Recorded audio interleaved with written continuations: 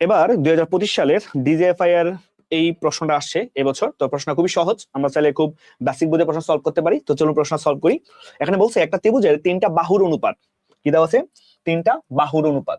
So 3টা বাহুর অনুপাত 7, 4 আর 3। হ্যাঁ, তো আমরা বাহুটাকে ধরে নিতে পারি, একটা হচ্ছে 7x, একটা হচ্ছে 4x, একটা হচ্ছে 3x। তো এখানে বলছে পরিসীমা। তো আমরা সবাই জানি যে ত্রিভুজের পরিসীমা মানে কি? পরিসীমা মানে হচ্ছে ত্রিভুজের 3 বাহুর যোগফল। ত্রিভুজের 3 বাহুর যোগফল।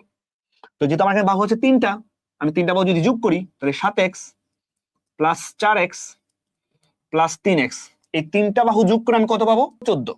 তাহলে 7 4 11, 11 3 হচ্ছে 14।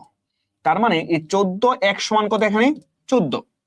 তাহলে এখানে x এর ভ্যালু কত? x এর ভ্যালু কিন্তু 1 আসবে, ঠিক না? 14 কে 14 দিয়ে ভাগ করলে 1 আসবে। তাহলে x এর মান কিন্তু এখানে 1। বলছে ছোট বাহুটা কত? তো আপনারাই বলুন, 7 4 3 এর মধ্যে ছোট বাহু কোনটা? 3 বা 3x।